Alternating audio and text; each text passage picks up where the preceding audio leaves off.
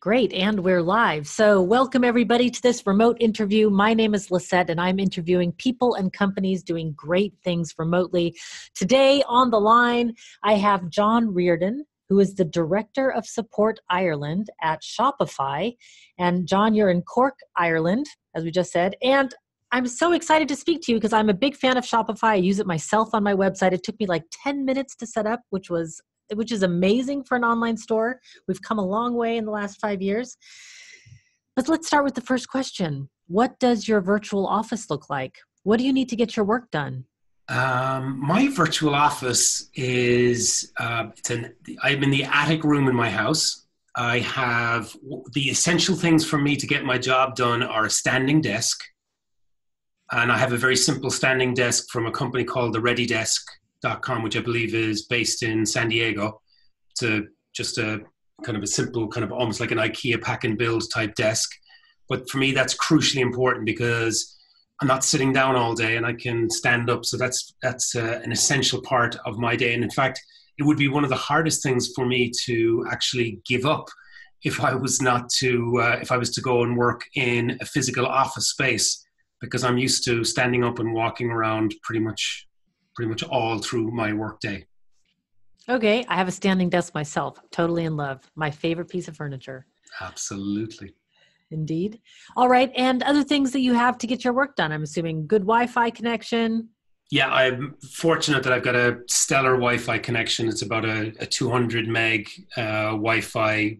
Wired connection. I'm right beside the router. So I don't have any upload or download speed. I'm typically over 100 meg both upload and download, and I check it probably once every 2 or 3 weeks just for fun, and it's rarely below 3 digits.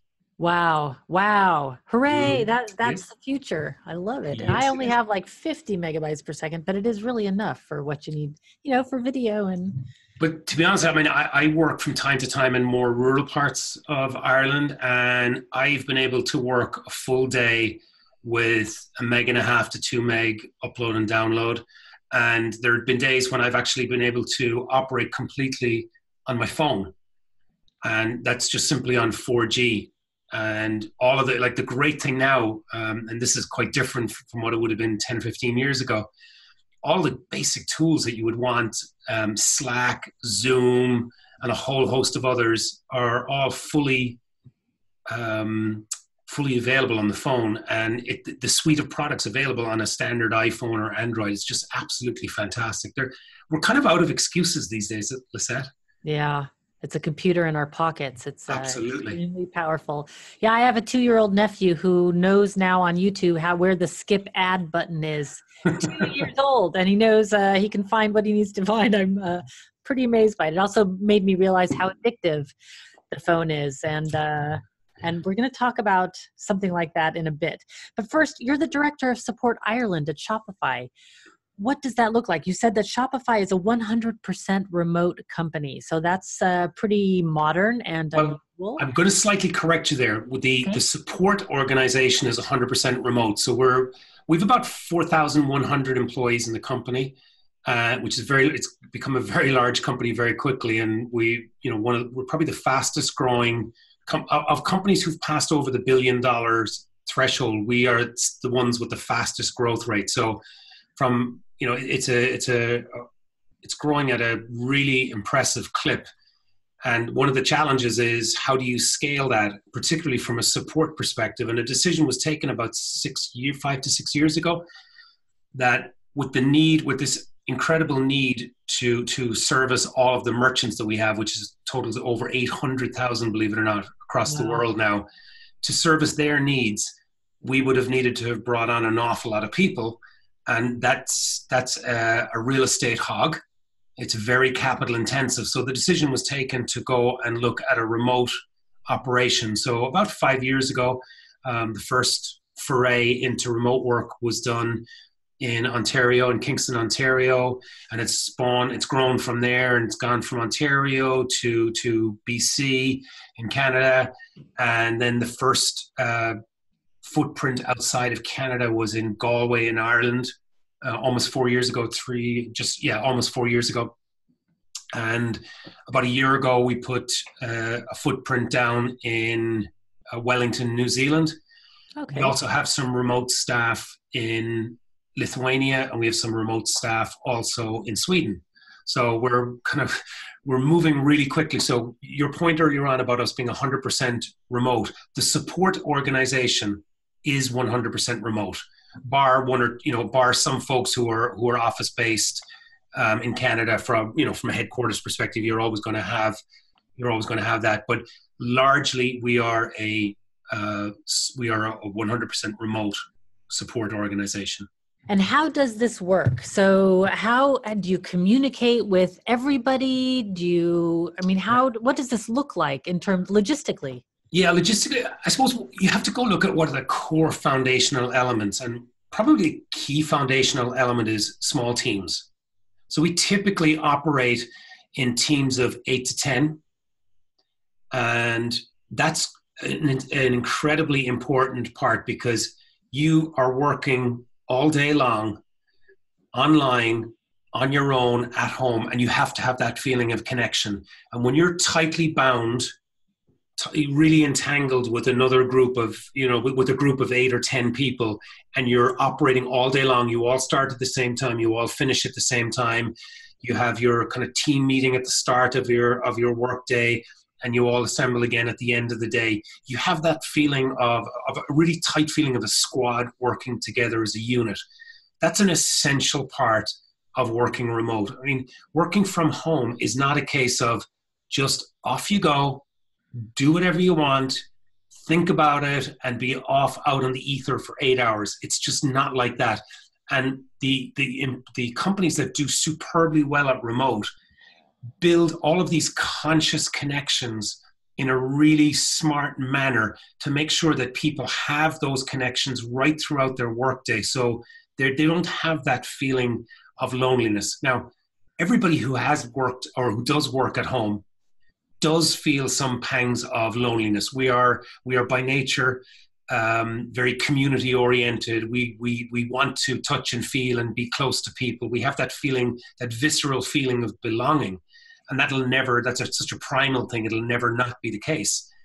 But all of these connections help ameliorate some of those concerns for people. So you just don't feel like I could get to the end of a day not having actually physically met somebody, yet I feel completely enriched, and I've had a wonderful day talking to lots of different people, because the majority of the calls that I do are on video. So when I connect with my team, with my leadership team and their leads as well, it's almost all done on video conference. And that's an essential part. That's something that didn't really exist up until probably 5 or 6 years ago, because we didn't have the bandwidth capabilities and we didn't have the tools like your Google Hangouts and your Zoom and a peer.in and a whole variety of other tools. None of those really existed at industrial scale up until fairly recent times. So I would say small teams and the strong use of video are very important elements. There's one other element actually that I want to add from a Shopify specific perspective that we do, and we do really well, is we have a concept called pop-up offices. Very simple thing. It's like your pop-up retail store. In Ireland, we have no office. But every now and then, we actually have what we call a pop-up office, where we will set up in a hotel, typically, and we will just take over a conference room for a day. We hang out our shingle, and all the folks who live in that particular city are welcome to come in if they so choose. They come in and they work for the day, work together. We buy them lunch. Everybody just, I suppose, coalesces for the day and collaborates and talks and goes through their regular work day. And off they go home that evening. So we don't have the real estate cost, but we make a small investment in having these pop-up offices. So typically in Ireland, we might have 65 to 70 pop-up offices a year. Wow. So folks all over Ireland have an opportunity to gather if they so choose. There are plenty of people, as said, who would prefer not to. And that's totally fine. Yeah. But those people who like to have that feeling of community, that feeling of belonging, we afford them the opportunity to gather on a fairly consistent basis. I love the idea because the cost is really marginal compared to what you get by getting people together like that. I'm assuming the camaraderie that's built, just meeting each other in person does really help. Go ahead. Let me give you a cost comparison. If we were to have an office, we would more than likely require a receptionist or an office manager or somebody of that ilk to essentially look after it for us. The actual cost of employing, the fully allocated cost of employing that one person before getting any utility out of them whatsoever is actually more than the amount of money that we spend in all of our pop-up offices right throughout the year. Right. And that doesn't include the real estate and everything that comes along with it. Correct. Yeah. Brilliant. Brilliant. I used to be a big fan of everything remote. I am the remote office manager for a remote team part-time in my spare time, I should say. And I was really opposed to us getting together in person, but we started getting together in person about 1.5 years ago, just once every 6 months. And I have to say the camaraderie that built on the team, and we had a great team before, but the first place we met was Lisbon, and one night out in Lisbon, drinking and dancing in the streets, and our team has never been the same. So I'm a big fan of that. And I love this idea of pop-up offices because I would love to see my colleagues more often, not every day, but more often. So yeah, I love this. And the standard comment when people meet each other for the first time, it's almost always the same thing. You're much taller than I thought you were, or you're much shorter than I thought you were. Totally, because video really equalizes us all, and that's great. It's absolutely great. Okay, so what are some of the things you struggle with at Shopify? Well, I'll personalize this for a second. It's one of the things that I struggle with, because this is an interesting one for me, because I've been heavily involved in remote work for an awful long time, but it's only in the last 2 years where I have been fully 100% home-based and working out of a home office. You know, I've had plenty of times in my career where I was traveling nonstop. So you could say I was remote, as in I was always in a hotel and an airport lounge, and I had that itinerant peripatetic lifestyle. I was just shooting all over the place. But now I have a concentrated workspace in my home. And the challenge for me was actually, I was quite nervous going into it, because what would I like? Would I be a good caged bird? Would I be a caged bird?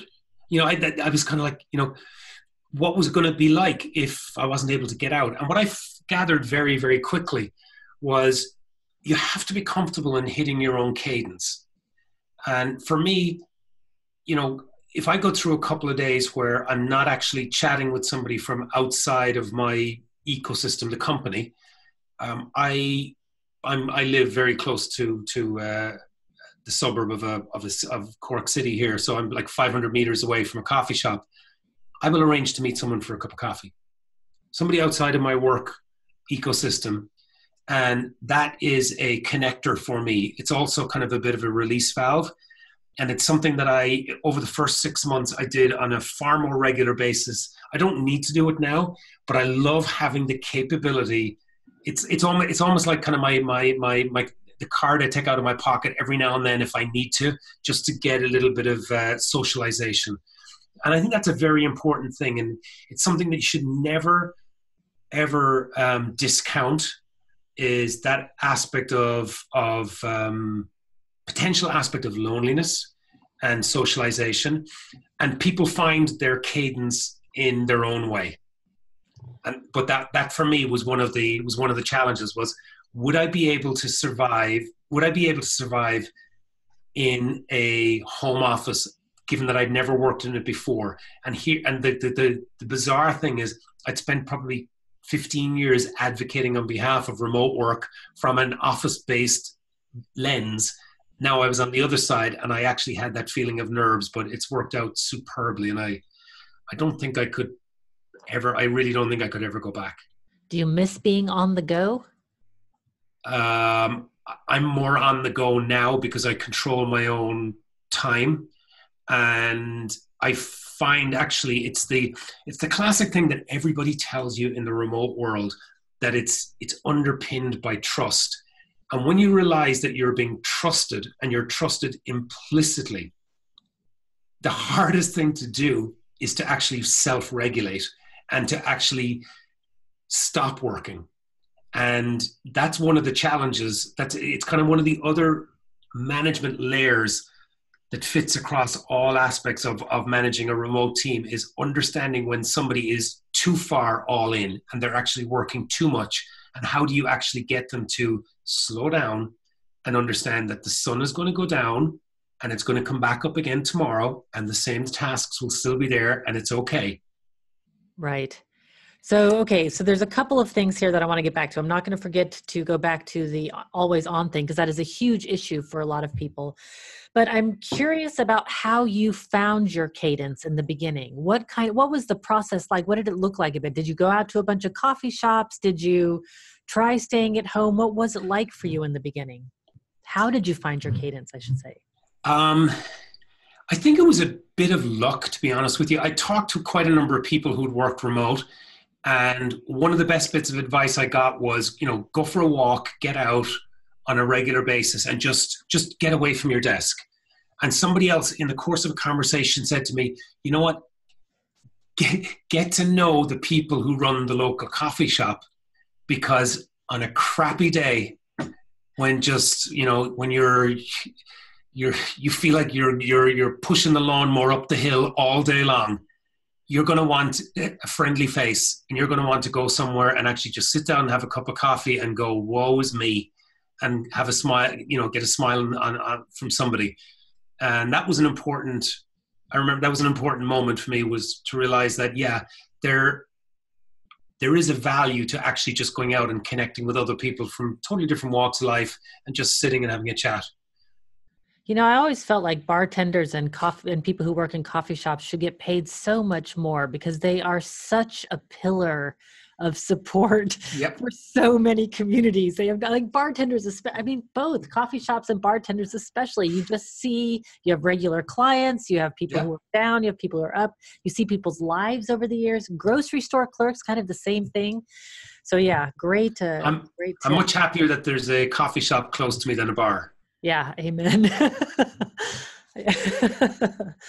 So back to the point of being always on. And this is kind of an interesting point, because many managers don't want people to go remote because they feel like they're going to be lazy, or they don't know what they're going to be doing, and work isn't going to get done. And it seems like I'm talking to a very biased section of the population, but it seems like the opposite is true, that people have more of a problem turning off than they do with laziness. Is not the issue for the vast majority of people. How, as a manager, do you recognize that? Well, let me peel back one level on this one for a second and look at the motivation set behind people who choose to work at home and choose to work remote, because then we may be able to get to understand why it's hard for them to disconnect. So I'm going to take an Irish example, and I think there's an equivalent of this in every country, but the capital city is Dublin. Probably 40 to 50% of the jobs in the country are in and around the Dublin area. So, the country leans heavily into Dublin. So there's a lot of traffic congestion, but there's also a lot of opportunities. So if you're in the labor market in Dublin, you have plenty of alternatives. Okay. So if you're living there, it's great, because if this job doesn't work out, there's plenty of other stuff there. Now, move that job to a very remote part of Ireland, and you've made a decision. I'm now going to take a job in a small town with a couple of hundred people on the remote west coast of Ireland. Once you've made that decision and you've made a bet on that, the chances of, there is not a safety net. There are really no other jobs. So you are all in on that particular job. So you have a massive vested interest in making sure it's correct. You will do anything in your power, because you've made a conscious decision to actually move yourself and your family and you've made a lifestyle choice, and you are going to make that work. Now, that's a very different motivation set than hey, I'm in Dublin. This job doesn't work. There's so many others. There's so many others. Well, when you're out here on the west coast of Ireland in a small village, you are going to turn earth upside down to make it work. So when you look at it from that point, from a motivation perspective, you then understand why when somebody's, in their 8th hour of the day, 9th hour of the day, and they're in, a mid-level management job, why are they still striving and striving and striving? And as a leader, you have to be able to notice those folks who are essentially overworking, because that is one of the biggest challenges. It's to be able to say to somebody, you're doing a great job. Just, you've done a really good job today. Thank you very much. Thank you. It's time to watch a movie, go to the bar. Yeah, exactly. And remind people that one of the reasons that you chose to live outside of the city is so that you had the time to commune with nature, to go out, go for a walk, bring the dog for a walk, go play golf, go surfing, go do whatever it is that you wanted to do. And to constantly remind people of that work-life balance choice that they made, and that really they have to get that balance right. So to me, it's one of the core skills from a management perspective is watching out for some of those telltale signs of people being too far all in. Okay. Interesting. So what are can you go into what are one or two of the telltale signs that you see? They're always on. Slack is a wonderful tool. We use it all the time. But there's a real telltale sign of the person who's answering Slack messages at ungodly hours. No, please don't. So, encouraging good behavior from the very start, encouraging people to turn themselves off, make themselves inactive, encouraging people who are on weekends to take Slack actually off their phone. I mean, there's nothing wrong with taking it off your phone for a weekend and putting it back on a Monday morning. Not too many people do it. I've seen some people do it very, very successfully. I wish I had the guts to do it myself. So maybe saying it publicly, I might actually do it once. But no, I've hidden it on a different screen. I've put it on you have to swipe twice to get to it. Yeah, that's called cheating. We've all done that. There's rip the Band-Aid off and take it off your phone. Go on vacation, take it off. We don't do it enough. Yeah, it's very true. It's very true. I mean, I personally really struggle with being always on because I love my work. I love the people that I work with, and there's always something to do. And the more I work, the more money I make. So it's a highly motivating driver. And then at the end of the year, like in Christmas, I just crash because I've been going so hard. And Lisette, one of the hardest things is talking to peers from other companies who don't do remote work, and they come at you or come at me with the whole issue of trust. Like, how do you trust people? And you're trying to explain to them that, look, once you trust people, you never have to ask that question again. It's actually, the rubric has changed completely. And there's a ton of other things that you're looking at, which are, you've got to slow people down. They don't get it until they actually get it. And then you have people come back and go, God, why did I think like that? How did I get it so wrong? And unfortunately, there are, remote work isn't for everybody. Working from home isn't for everybody. But there are industries where it is so tailor-made perfect. And I think we're at the very early nascent stages of the rollout of work from home.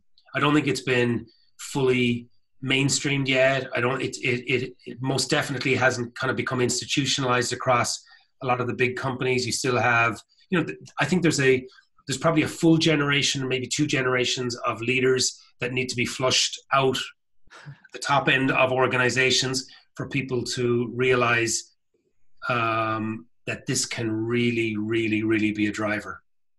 Yeah, when you do it right, the sky's the limit. Now, you mentioned before we started recording that you were helping to set up remote programs at Virgin Atlantic and at Apple. Was there hesitation or pushback from companies on doing this? I mean, did you have to fight to do it, or was it sort of an obvious choice? Well, I was incredibly lucky that I worked for a company that was smart enough to allow you to do stupid things. And that was a classic.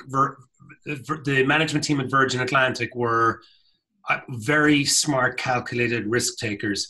So I approached the leadership team with this idea. I mean, I came across this remote working concept, I think in about 2002. And somebody pitched the idea to me, and I thought, this is the dumbest idea I think I've ever heard. And within about an hour, I was driving back from Boston back down to Connecticut, where I was living. And on the way down, I had kind of the road to Damascus moment where I realized, actually, this could actually work. And I thought about it, and I called the company that was doing this remote work, and I had them come talk to me.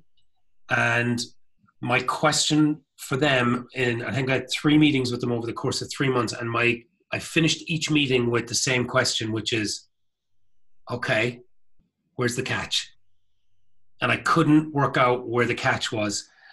And over time, we made a decision within 3 months that we were going to take a contact center, which was in Greenwich, Connecticut, which is one of the most expensive towns in the US, we had a contact center there, to take that contact center and actually bring it down from 250 person contact center down, let attrition take its course, and then every time we needed to replace, we replaced in this company that was doing this home-based work.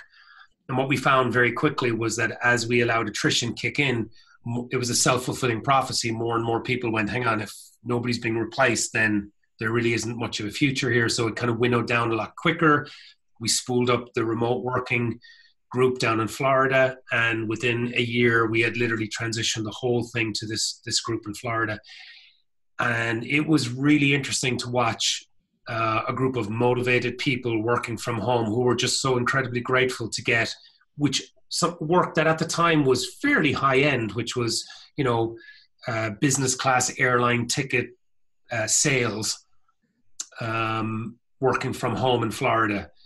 And it was hugely successful. And, it was the management mindset at Virgin, which was, go on, take a risk, give it a try. And it was enormously successful.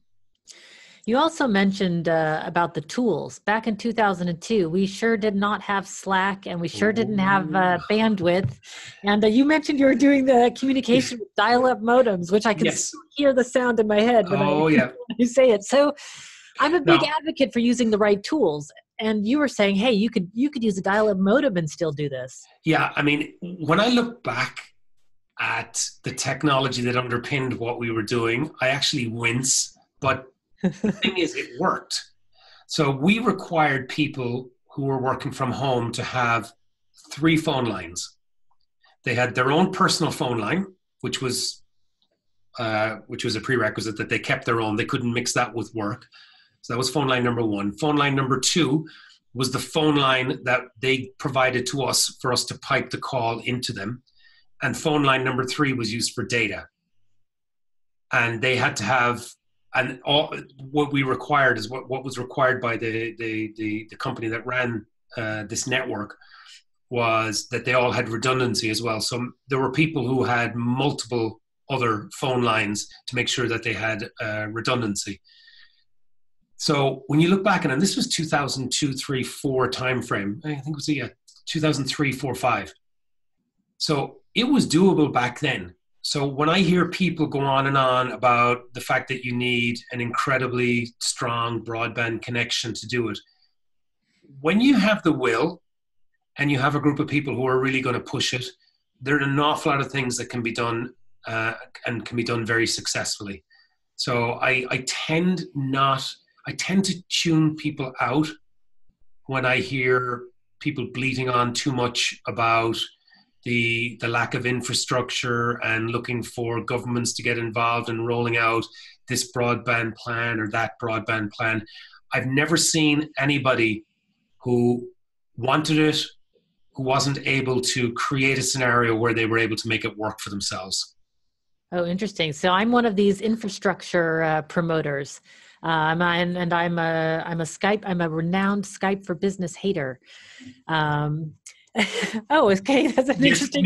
Me too. I have a distinct allergy to Skype for Business. And I apologize to all my friends at Microsoft for saying that. Yeah, I mean, I love Microsoft. I have a huge respect for the company. Great tools, great products. It's just Skype, something went wrong with Skype for Business, I feel. Something went really wrong with Skype for Business, and they can't seem to fix it. And so I feel like it really gets in the way of good communication. And yeah, and that is sort of the crux of remote working, is having good communication amongst your team members. So I have a deep respect that you're able to do this with dial-up modems. And now we have all kinds of great bandwidth, and we're stuck with Skype for Business. So yeah, it's a double-edged sword. So okay, Yes, well, you can make it work with Skype for Business, I'm sure. But why put yourself into that kind of There's pain? so many other excellent tools available for free. Yeah, or even close to free. Yep. Okay, we're coming to the end of the time, and man, I knew I was going to go over, but I have to ask you a little bit about team building, because this is in your LinkedIn profile and a couple of articles that I've read about you online. Team building seems to be sort of a specialty. What advice would you give for people to create these conscious connections, as you referred to, and have this camaraderie? I think it's an important part of the team. Not everybody thinks it is, but I really think that camaraderie, it kind of makes it's like the magic ingredient of a team. So how do you build that? You know what, it's kind of fairly basic blocking and tackling. It starts with the size of the teams, which I referenced earlier on. The next element of it is ensuring that at least once, if not twice a year, the team gets together in person. I think that's something that you and I talked about earlier as well offline. That's a very important element. I talked about these pop-up offices, which provide the ability to have a connection.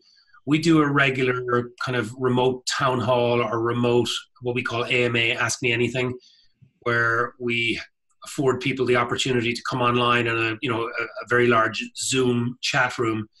And we have a panel, a group of people who will present a topic, and then we have a Q&A session afterwards. And they're very important. I mean, and they can be quite trivial at some fix, at a co-located company, because it's just another opportunity for everybody to kind of walk down into the main hall and have a talk and try to put somebody on the spot. It becomes very meaningful when people are giving up their time at home and actually compiling questions. And people take it very seriously, and it's a very important aspect of, working out what the direction of the organization is. So that's a very important conscious connector that gets used. I think they're the key ones that we do. We have one very large group every year where we all get together, where we get everybody in the team in Ireland together for about 2 to 3 days in a location in Ireland. And that's always a great opportunity to blow off a bit of steam and to catch up with people. And we refer to that as our annual summit. And it's kind of the fulcrum around which a lot of the year actually kind of rotates. Lovely. I love the idea of these remote town halls or Ask Me Anythings, because it really promotes a transparency in companies. Just the name Ask Me Anything really promotes a level of transparency and trust in a company, that you are allowed to ask anything and that you will get an answer back from a variety of people. Yeah, and it from a leadership perspective, it really puts you on the spot as well, because you have to be able to answer every question. One of the things that we've kind of got a little bit better at doing is, in a lot of these, there would be some questions you're not going to get to. And what we're trying to do now is actually type up the answers to those questions and share them with people afterwards, so that everybody feels that all questions that are asked get answered. So it's not a case of questions being cherry picked, but it's something that we're constantly evolving. We're trying to do it better. And when I look back at what we did 3 months ago, I want it to be so much better when we do it in 3 months' time. So you have to just constantly change and try to get better. Right. I like the idea that it's always evolving as well, that it's not always this. I mean, it has to be. Tools are changing, the ways we work, new people are coming on board. It has to be evolving. So a couple more quick questions. One is, what do you like personally about working from home? What's in it for you?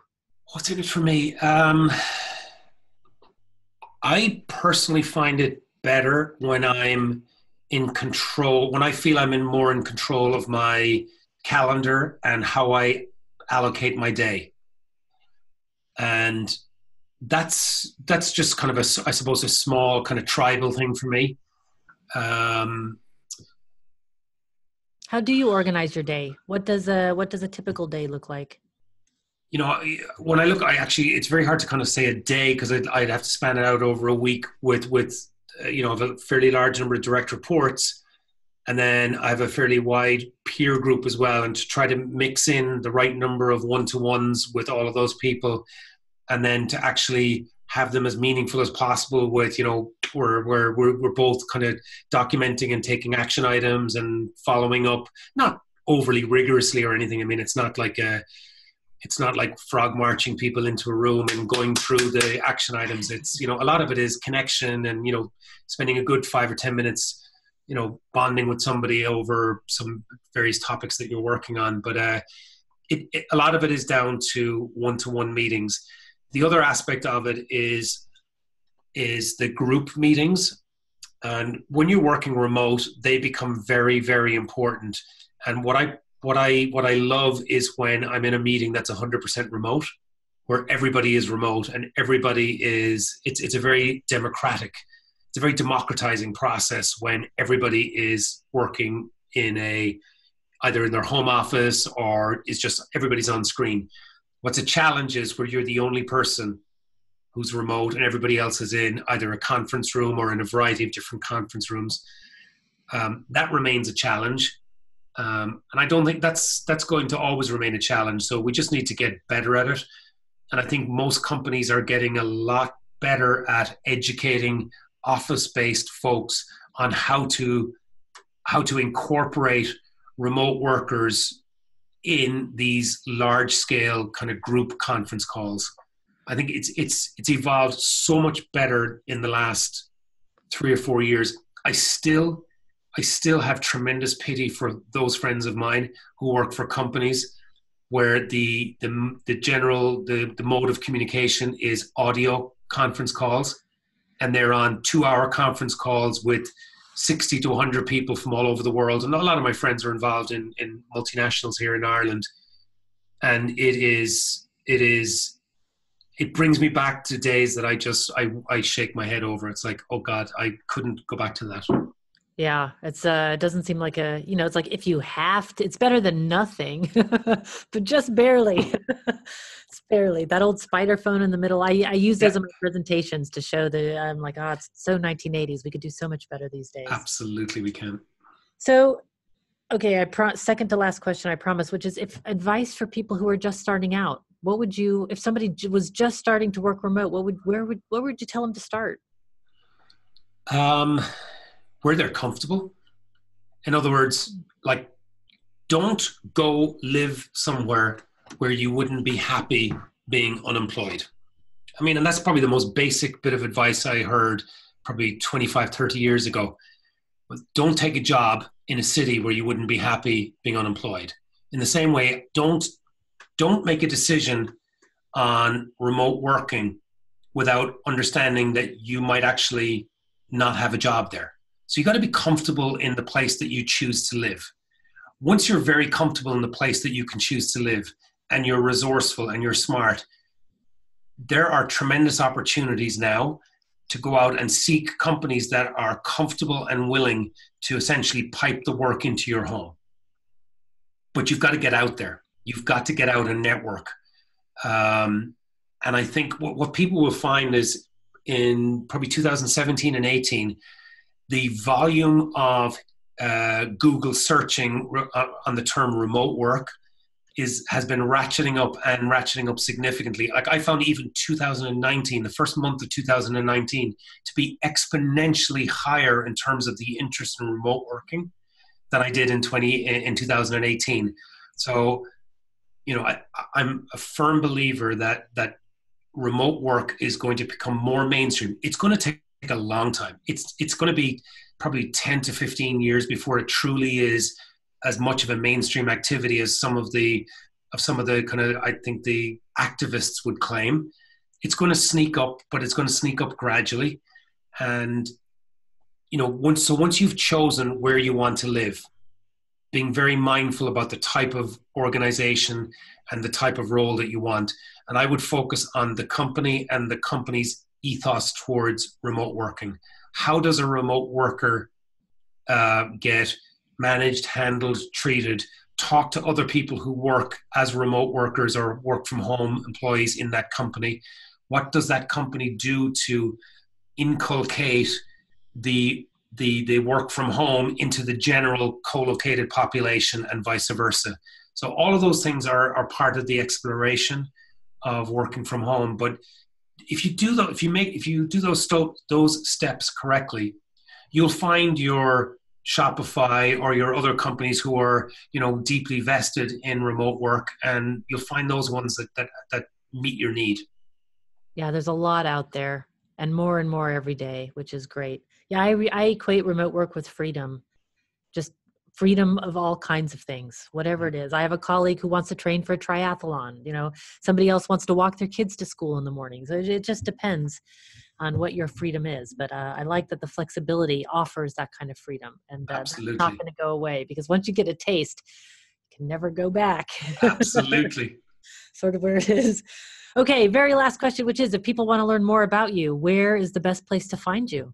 Probably the best place to find me is on LinkedIn. There aren't too many people called John Riordan, and there aren't any others John Riordan Shopify. So I can be found there, and I'm always willing to start a conversation regarding remote working. It's something that I'm very passionate about, and I think there's an enormously important social and environmental and mental health and physical health play for all of us to actively encourage, cajole, and in some cases nudge people a little bit closer towards making those decisions to either put more jobs out in the remote world, and for more people to actually take that big step and live where their heart wants them to live, not where their wallet wants them to live. Love it. Thank you so much for your time today. I took copious notes over here, and can't wait to put them in the show notes. Thank you again, John. Thanks, Lisette. All right, everybody. Until next time, be powerful.